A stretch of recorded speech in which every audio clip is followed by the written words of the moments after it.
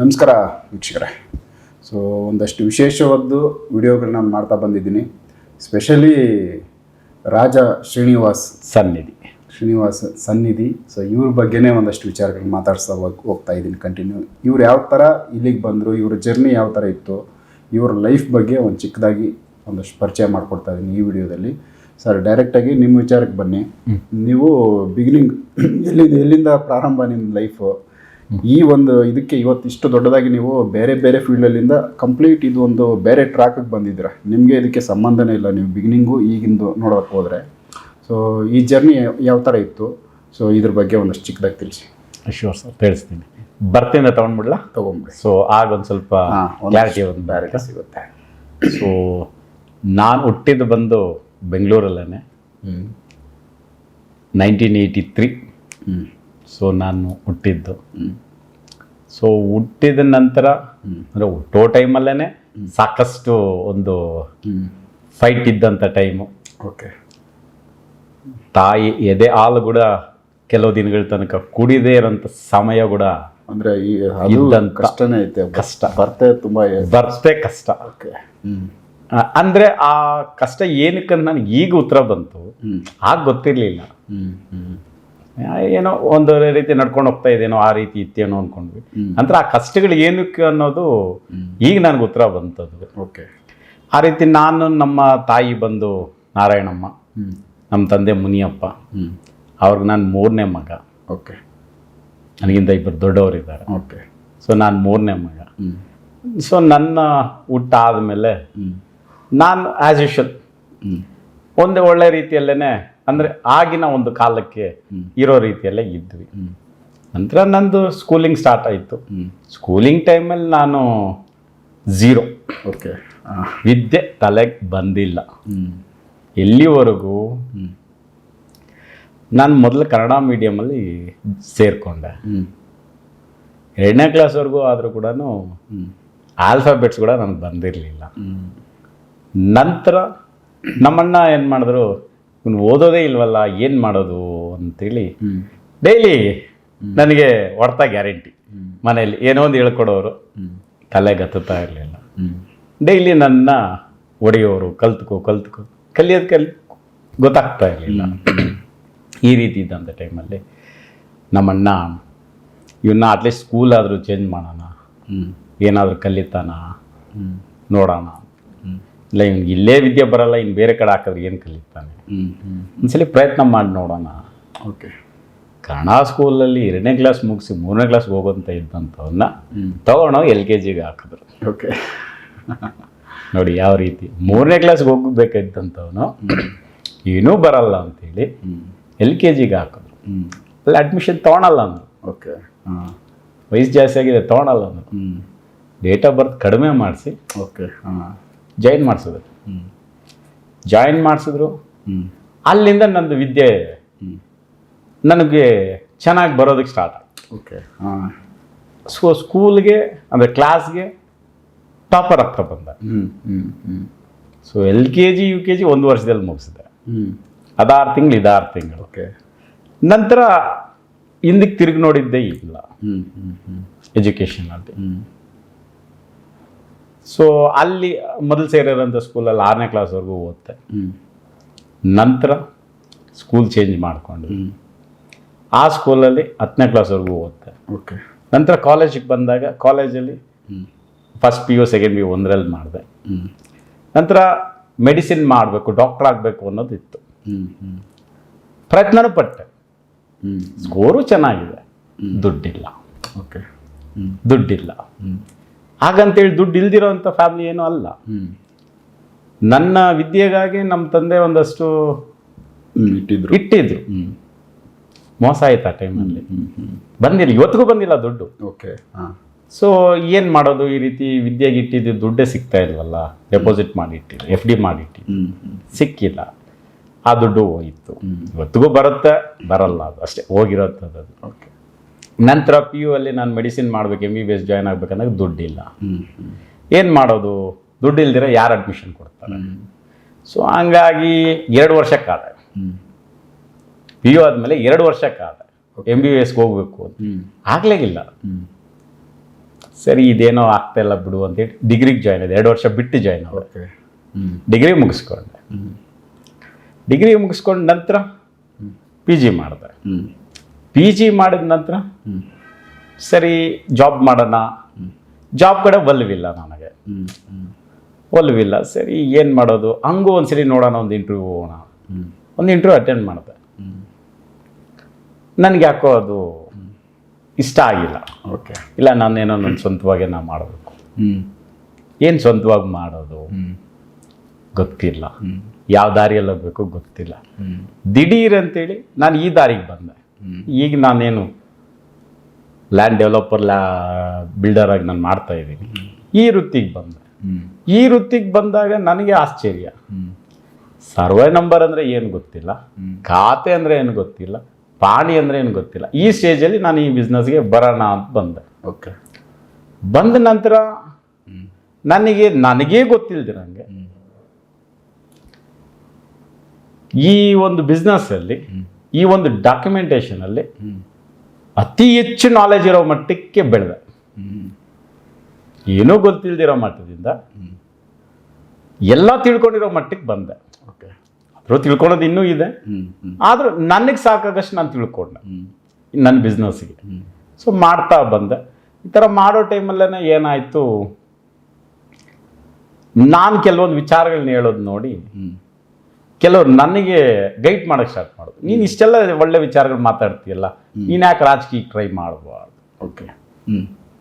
ರಾಜಕೀಯ ಈಗ ನನಗೆ ಇಷ್ಟ ಇಲ್ಲ, ನಂತರ ನೋಡೋಣ ಅಂತೇಳಿ ನಾನು ಬೇಡ ಅಂತ ಇದು. ನಂತರ ಏನಾಯ್ತು, ಒಂದಷ್ಟು ದಿನ ಇಲ್ಲ ಪ್ರಯತ್ನ ಮಾಡು, ಈಗಿಂದ ಪ್ರಯತ್ನ ಮಾಡಿದ್ರೆ ಒಂದು ಏಜಿಗೆ ಬರೋಷ್ಟಕ್ಕೆ ನೀನೊಂದು ಒಳ್ಳೆ ಸ್ಥಾನಮಾನ ಪಡ್ಕೊಳ್ಬೋದಲ್ಲ.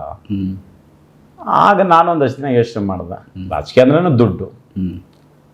ಸೊ ಈಗ ಮಾಡೋಕ್ಕಾಗುತ್ತಾ ನೋಡೋಣ ಒಂದು ಅಂತೇಳಿ ಒಂದಷ್ಟು ದಿನ ನಾನು ಏನು ಡಿಸಿಷನ್ ತೊಗೊಂಡಿರಲಿಲ್ಲ, ವೆಯ್ಟ್ ಮಾಡ್ಕೊಂಡೇ ಇದ್ದೆ. ನಂತರ ಇದು ಹೇಳೋಂಥದ್ದು ಜಾಸ್ತಿ ಆದಾಗ ಏನಾಯಿತು, ಆಯಿತು ಒಂದ್ಸಲಿ ಪ್ರಯತ್ನ ಮಾಡಿ ನೋಡೋಣ ಅಂತೇಳಿ ರಾಜಕೀಯಕ್ಕೆ ಬಂದೆ. ಓಕೆ. ರಾಜಕೀಯದ ಕಡೆ ಮುಖ ಮಾಡಿದ ನಂತರ ರಾಜಕೀಯವಾಗಿ ನಾನು ಏನು ಮಾಡಬೇಕು, ನನ್ನ ಒಂದು ಒಳ್ಳೆತನದಲ್ಲಿ ಏನು ಜನಕ್ಕೆ ಮಾಡ್ಬೋದು ಅನ್ನೋದನ್ನು ಒಂದೊಂದೇ ಮಾಡ್ತಾ ಬರೋಕ್ಕೆ ಸ್ಟಾರ್ಟ್ ಮಾಡಿದೆ. ಆ ಮಾಡೋ ಟೈಮಲ್ಲೇ ಏನು ಮಾಡಿದೆ, ಕೆಲವೊಂದು ಚೇಂಜಸ್ನ ಈ ರೀತಿ ಮಾಡಿದ್ರೆ ಚೆನ್ನಾಗಿರುತ್ತಲ್ಲ ಅಂಥೇಳಿ ಅದನ್ನೊಂದು ಬುಕ್ ಮಾಡಿ ಓಕೆ ಅದನ್ನು ಪ್ರಧಾನಿಗಳಿಗೆ ಕಳಿಸ್ಕೊಟ್ಟೆ. ಆ ಕಡೆಯಿಂದ ಒಂದು ಉತ್ತರ ಬಂತು, ಚೆನ್ನಾಗಿದೆ ಇದು ಅಂತೇಳಿ. ಚೆನ್ನಾಗಿದೆ ಅಂತ ಬಂತು ಅಷ್ಟೇ, ನಂತರ ಏನು ಉತ್ತರ ಬಂದಿಲ್ಲ. ಅದಾದಮೇಲೆ ಈ ಎಲೆಕ್ಷನ್ ಪದ್ಧತಿ ಬಗ್ಗೆ ಬೇಜಾರಾಯಿತು, ಇದನ್ನೇನಾದರೂ ಮಾರ್ಪಾಟ್ ಮಾಡ್ಸೋಕ್ಕಾಗುತ್ತಾ, ಅದಕ್ಕೊಂದಷ್ಟು ಬರ್ದೆ, ಅದು ಕಳಿಸ್ಕೊಟ್ಟೆ. ಸೊ ಈ ಥರ ನನಗೇನೋ ಒಂದು ಚೇಂಜಸ್ ಮಾಡಬೇಕು ಅನ್ನೋದು ಒಂದು ಮನಸ್ಸಲ್ಲಿ ಆ ತುಡಿತ, ಓಕೆ, ಬದಲಾವಣೆ ತರಬೇಕು ಅನ್ನೋದು. ಇದು ಮಾಡೋ ಟೈಮಲ್ಲಿ ಏನಾಯಿತು, ಒಂದಷ್ಟು ಗೊತ್ತಲ್ವಾ, ದುಡ್ಡು ಬೇಕೇ ಬೇಕು. ಸೊ ನಾನು ಸಂಪಾದನೆ ಮಾಡಿರೋ ದುಡ್ಡಲ್ಲೇ ನಾನು ಮಾಡ್ತಾ ಬಂದೆ.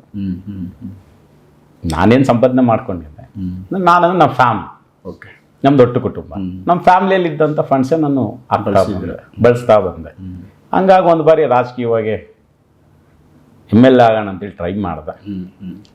ಅದು ನನಗೆ ಬಂದಂಥ ಒಂದು ಬೆಂಬಲ ಏನಿತ್ತು, ಕಡೆಗೆ ಬರ್ತಾ ಬರ್ತಾ ಬರ್ತಾ ಬರ್ತಾ ಬೆಂಬಲ ಕಾಣ್ತಾ ಇದೆ, ಬಟ್ ಅದು ಓಟಾಗಿ ತಿರುಗಲ್ಲ ಅನ್ನೋದೊಂದು ಗೊತ್ತಾಯಿತು. ನಾನು ಅಲ್ಲಿಗೆ ತಟಸ್ಥ ಆದೆ. ನೋಡೋಣ, ನೆಕ್ಸ್ಟ್ ಪ್ರಯತ್ನ ಮಾಡೋಣ ಅಂತೇಳಿ ಇದು ಮಾಡ್ದೆ. ಅಷ್ಟೊತ್ತಿಗಾಗಲೇ ಕೊರೋನಾ ಬಂತು, ನಾನಾ ಥರ ತೊಂದರೆಗಳಾಯಿತು. ನನ್ನ ಬಿಸ್ನೆಸ್ಸಲ್ಲಿ ಸ್ವಲ್ಪ ಏರುಪೇರಾಯಿತು. ಬಿಸ್ನೆಸ್ಸಲ್ಲಿ ಏರುಪೇರು ಆದಮೇಲೆ ಕೊರೋನಾ ಒಂದು ಎಫೆಕ್ಟ್ ಯಾವ ರೀತಿ ಇತ್ತಂದರೆ, ನಮ್ಮ ಮನೆಯಲ್ಲಿ ಈ ರೀತಿಯಲ್ಲ, ನಮ್ಮ ತಂದೆ ತೀರ್ಕೊಂಡ್ರು. ಆ ಒಂದು ಶಾಕಿಂದ ಒಂದಷ್ಟು ಚೇತರಿಸ್ಕೊಳೋಷ್ಟೊತ್ತಿಗೆ 1 ವರ್ಷ ಮುಗಿತಾ ಇದ್ದಂಗೆ ನಮ್ಮ ದೊಡ್ಡಣ್ಣ ಅವ್ರು ತೀರ್ಕೊಂಡ್ರು. ಬ್ಯಾಕ್ ಟು ಬ್ಯಾಕ್ ಇದು ನಮ್ಮ ತಂದೆ 21 ಮೇಲ್ ತೀರ್ಕೊಂಡ್ರು, 22 ಸೆಪ್ಟೆಂಬರಲ್ಲಿ ನಮ್ಮಣ್ಣ ತೀರ್ಕೊಂಡ್ರು. ಆಗೇನಾಯ್ತು, ನನಗೆ ಇದೇನಿದು ಈ ರೀತಿ ಬ್ಯಾಕ್ ಟು ಬ್ಯಾಕ್ ಆಗೋಯ್ತಲ್ಲ. ಸೊ ನಾನು ಇನ್ನು ಫ್ಯಾಮ್ಲಿಗೆ ನಾನು ನೋಡ್ಕೊಬೇಕು, ಸ್ಟ್ರಾಂಗ್ ಆಗಿ ಆ ಜವಾಬ್ದಾರಿ ನನಗೆ ಬಂತು. ಸೊ ನಾನು ಅದನ್ನು ನಿಭಾಯಿಸಲೇಬೇಕು. ಇರಲಿ, ಬಿಸ್ನೆಸ್ ಮಾಡ್ತಾ ಇದ್ದೀನಲ್ಲ ಅಂತೇಳಿ, ಸೊ ಬಿಸ್ನೆಸ್ ಹೆಚ್ಚಾಗಿ ಮಾಡೋಣ, ಹೆಚ್ಚಾಗಿ ದುಡಿಯೋಣ ಅಂತೇಳಿ ಪ್ರಯತ್ನ ಪಟ್ಟು ದುಡಿತಾನೇ ಇದ್ದೆ. ನನ್ನ ಫ್ಯಾಮಿಲಿಗೆ ಏನು ಮಾಡ್ಬೇಕು ಎಲ್ಲ ನಾನು ಮಾಡ್ತಾನೆ ಬಂದೆ. ನಂತರ ನನ್ನ ಆರೋಗ್ಯದಲ್ಲಿ ಏರುಪೇರಾಗೋಕೆ ಸ್ಟಾರ್ಟ್ ಆಗೋಯ್ತು. ಓಕೆ. 23 ಕೊನೆ ಆರೋಗ್ಯದಲ್ಲಿ ಏರುಪೇರಾಗೋಕೆ ಸ್ಟಾರ್ಟ್ ಆಗೋಯ್ತು. ಆರೋಗ್ಯದಲ್ಲಿ ಏರುಪೇರಾಗೋ ಟೈಮಲ್ಲಿ ನಾನು ಇದೇನಿದು ಈ ರೀತಿ ಆಗ್ತಾ ಇದೆಲ್ಲ, ಇನ್ನು ಅವರು ಹೋಗಿ 1 ವರ್ಷನೇ, ನಮ್ಮ ದೊಡ್ಡಣ್ಣ ಹೋಗಿ 1 ವರ್ಷನೇ, ನನ್ನ ಆರೋಗ್ಯದಲ್ಲಿ ಈ ರೀತಿ ಏರುಪೇರಾಗ್ತಾ ಇದೆಲ್ಲ, ಏನಿದು? ಡಾಕ್ಟರ್ಸ್ ಹತ್ರ ಹೋದೆ, ಹಾಸ್ಪಿಟಲ್ಸ್ ಹೋದೆ, ಟೆಸ್ಟ್ಗಳು ಮಾಡಿಸ್ದೆ, ಎಲ್ಲ ನಾರ್ಮಲ್. ಬಟ್ ಏನು ನನ್ನಲ್ಲಿ ಪ್ರಾಬ್ಲಮ್ ಬರ್ತಾ ಇದೆ ತಿಳ್ಕೊಳಕ್ಕಾಗ್ತಾ ಇಲ್ಲ. 23, 24 ತಿಳ್ಕೊಳಕ್ಕಾಗಿಲ್ಲ. 25 ಒಂದು ಬಾರಿ ಬೇರೆ ಏನೋ ಒಂದು ಕಾರಣಕ್ಕೆ ಬಿಸ್ನೆಸ್ ಪರ್ಪಸ್ಗೆ ಒಂದು ಬೇರೆ ದೇಶಕ್ಕೆ ಹೋಗ್ಬೇಕಾಗುವ ಸಮಯ ಬಂತು. ಸರಿ, ಇನ್ನೇನು ಮಾಡೋದು? ಆ ಸ್ಥಿತಿಯಲ್ಲಿ ಕೂಡ ಹೋದೆ ನಾನು. ಹೋಗಿ ರಿಟರ್ನ್ ಬಂದೆ. ರಿಟರ್ನ್ ಬಂದ ನಂತರ ಹೆಚ್ಚಾಗೋಯ್ತು. ಅಲ್ಲಿವರೆಗೂ ಏನು 23ರಲ್ಲಿ ಸ್ಟಾರ್ಟ್ ಆಗಿದ್ದು ಇತ್ತು, ಹೋಗಿ ರಿಟರ್ನ್ ಬಂದ್ಮೇಲೆ ಹೆಚ್ಚಾಗೋಯ್ತು. ಆರೋಗ್ಯ ಸಮಸ್ಯೆಗಳು ಕಾಣಿಸ್ತಾ ಇದೆ, ಹೆಚ್ಚಾಗೋಯ್ತು. ಎಲ್ಲಿ ಹೋಗಿ ಏನು ಚೆಕ್ ಮಾಡಿಸಿದ್ರು ಏನು ಗೊತ್ತಾಗ್ತಾ ಇಲ್ಲ. ಆಗ ನಾನೇನು ಮಾಡಿದೆ, ಕೆಲವ್ರನ್ನ ಸಜೆಷನ್ಸ್ ತಗೊಂಡು ದೇವಸ್ಥಾನ, ಅಸ್ಟ್ರಾಲಜರ್ಸ್ನ, ನ್ಯೂಮರಾಲಜರ್ಸ್ನ, ಮಾಂತ್ರಿಕರು, ತಾಂತ್ರಿಕರು, ಈ ರೀತಿ ನಾನಾ ಕಡೆ ಓಡಾಡಿದೆ. ಎಲ್ಲರೂ ಹೋಮ ಪೂಜೆ ಎಲ್ಲ ಮಾಡಿಸಿದ್ರು. ಯಾವುದೇ ಥರ ಸೊಲ್ಯೂಷನ್ ಸಿಕ್ಕಿಲ್ಲ. ಓಕೆ. ಯಾವುದು ಸಿಗದೆ ಇರೋ ಮಟ್ಟಕ್ಕೆ ನಾನು ಏನು ಮಾಡೋದು ಈಗ ಆಗೋಯ್ತಲ್ಲ. ಇದು ದಿನನಿತ್ಯ ಜಾಸ್ತಿ ಆಗೋಯ್ತು. ಜಾಸ್ತಿ ಆಗೋದ್ಮೇಲೆ ನಂತರ ಒಬ್ಬರು ನನಗೆ, ಇಲ್ಲ ನಿನ್ನ ದೇಹದಲ್ಲಿ ದೇವಿ ಇದ್ದಾರೆ ಹಾಗಾಗಿ ಅಂತೇಳಿ ಹೇಳಿದ್ರು. ಓಕೆ. ದೇವಿ ಇದ್ದಾರೆ ಅಂದರೆ ಗೊತ್ತಾಗ್ಬೇಕಲ್ಲ, ಪ್ರಯತ್ನ ಪಟ್ಟರು ಗೊತ್ತಾಗ್ತಾ ಇಲ್ಲ. ತಿಳ್ಕೊಳಾದ್ರು ಹೆಂಗೆ? ಹೌದು. ನಾನು ಪೂಜೆ ಪುನಸ್ಕಾರಗಳಿಂದ ದೂರ ಇದ್ದಂತ, ನಾನು ಮಾಡೋ ಕೆಲಸದಲ್ಲೇನೆ ನಾನು ದೇವ್ರನ್ನ ನೋಡ್ತಾ ಇದ್ದಂತ. ಕಾಯಕವೇ ಕೈಲಾಸ ಅಂತ. ಸಡನ್ ಆಗಿ ಈ ರೀತಿ ಬದಲಾವಣೆಗಳು ಬಂದಾಗ ಒಂದು ಸ್ವಲ್ಪ ಯಾವ ಥರ ಚೇಂಜಸ್ ತಗೊಂತ ಇದೆ ಗೊತ್ತಾಗ್ತಾ ಇಲ್ವಲ್ಲ. ನಂತರ ಲಾಸ್ಟ್ ಇಯರ್ ಆಗಸ್ಟಲ್ಲಿ ಓಕೆ, ನನ್ನ ದೇಹದಲ್ಲಿ ಇರೋ ದೇವಿ ಯಾರು ಅಂತ ನನಗೆ ಗೊತ್ತಾಯಿತು. ಓಕೆ.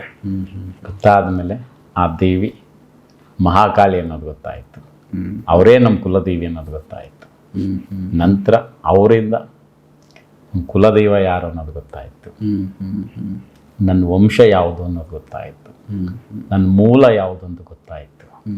ನಾನೀಗ ಏನು ಕೊಟ್ಟಿದ್ದೀನಿ ಅನ್ನೋದು ಗೊತ್ತಾಯಿತು. ಈ ಥರ ಹಲವಾರು ವಿಚಾರಗಳನ್ನ, ಅಂದರೆ ಒಂದೇ ಬಾರಿ ಎಲ್ಲ ಗೊತ್ತಾಗಿಲ್ಲ, ಆ ಸಮಯ ಬಂದಾಗೆಲ್ಲ ಗೊತ್ತಾಗ್ತಾ ಬಂತು. ಅವರ ಸಮಯ ಬರೋವರೆಗೂ ತಿಳಿಸಲ್ಲ. ನನ್ನ ದೇಹದಲ್ಲಿರುವಂಥ ಮಾತೆ ಮಹಾಕಾಳಿ ಸಮಯ ಬಂದಾಗ ಮಾತ್ರ ತಿಳಿಸ್ತಾ ಬಂದರು ನನಗೆ.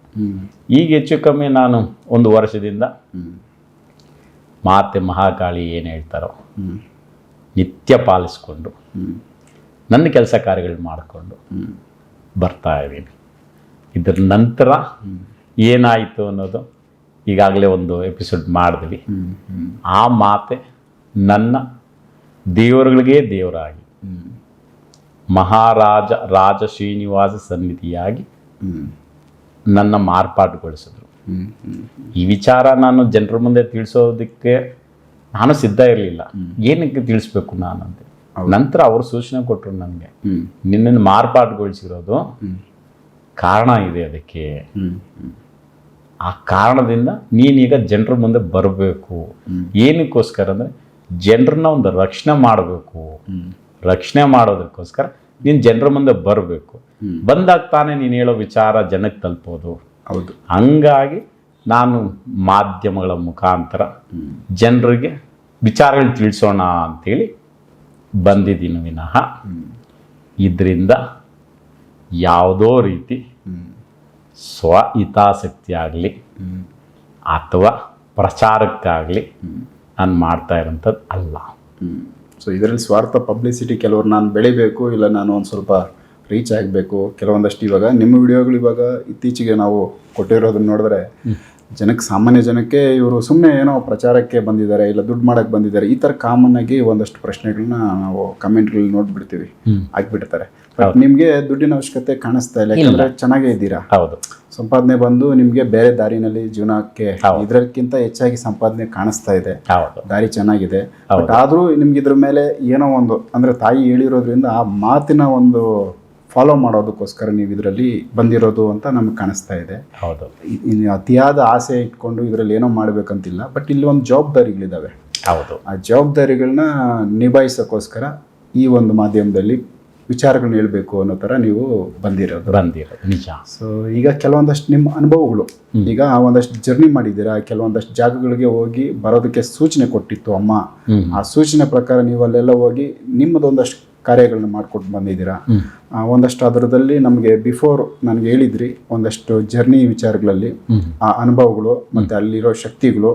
ಸೊ ಇವುಗಳ ಬಗ್ಗೆ ನೆಕ್ಸ್ಟ್ ವಿಡಿಯೋದಲ್ಲಿ ನಾವು ನಮ್ಮ ವೀಕ್ಷಕರ ಗಮನಕ್ಕೆ ತೊಗೊಂಬರೋಣವಾ? ಖಂಡಿತ ತಿಳಿಸ್ಕೊಳ್ಳೋದು. ತುಂಬ ಇಂಟ್ರೆಸ್ಟ್ ಇದೆ, ಯಾಕಂದರೆ ಸಾಕಷ್ಟು ನಮ್ಮ ಪೂರ್ವಿಕರು ಮಾಡಿ ಬಿಟ್ಟು ಹೋಗಿರೋವಂಥಷ್ಟು ಕುರುಹುಗಳನ್ನ ನಾವು ಹುಡುಕಿ ಹೋದರೆ ಅಲ್ಲಿ ಇವತ್ತಿಗೂ ಕೂಡ ಕೆಲವೊಂದಷ್ಟು ಆಧಾರಗಳು ಸಿಗ್ತಾ ಇದ್ದಾವೆ, ಕೆಲವೊಂದು ಮೂರ್ತಿಗಳು ಸಿಗ್ತಾ ಇದ್ದಾವೆ, ಬೇರೆಯೇ ಒಂದಷ್ಟು ದೈವ ಶಕ್ತಿಗಳು ಕಾಣಿಸ್ತಾ ಇದ್ದಾವೆ. ಅವುಗಳನ್ನ ನಿಮ್ಮ ಅನುಭವದಲ್ಲಿ ನನಗೆ ಹೇಳಿದ್ರಿ, ಅದನ್ನು ನಮ್ಮ ವೀಕ್ಷಕರಿಗೆ ನೆಕ್ಸ್ಟ್ ವಿಡಿಯೋದಲ್ಲಿ ನಿಮ್ಮ ಮುಖಾಂತರನೇ ಮಾತಾಡಿಸ್ತೀನಿ. ಖಂಡಿತ ತಿಳಿಸ್ಕೊಡೋಣ. ಸೊ ವೀಕ್ಷಕರೇ, ಸಾಕಷ್ಟು ವಿಚಾರಗಳಿದ್ದಾವೆ, ಗೌಪ್ಯ ವಿಚಾರಗಳು, ಒಂದಷ್ಟು ಜರ್ನಿ ಮಾಡಿದ್ದಾರೆ. ಅವ್ರ ಮುಖಾಂತರ ಅವರ ಜರ್ನಿ, ಆ ಅನುಭವಗಳು, ತಾಯಿ ಕೊಟ್ಟಿರೋ ಸೂಚನೆಗಳು, ಇವುಗಳನ್ನ ನಾನು ನೆಕ್ಸ್ಟ್ ಮುಂದಿನ ವಿಡಿಯೋಗಳಲ್ಲಿ ಮಾತಾಡ್ತಾ ಹೋಗ್ತೀನಿ. ಎಪಿಸೋಡ್ ನೋಡ್ತಾ ಹೋಗಿ. ನಮಸ್ಕಾರ. ನಮಸ್ತೆ.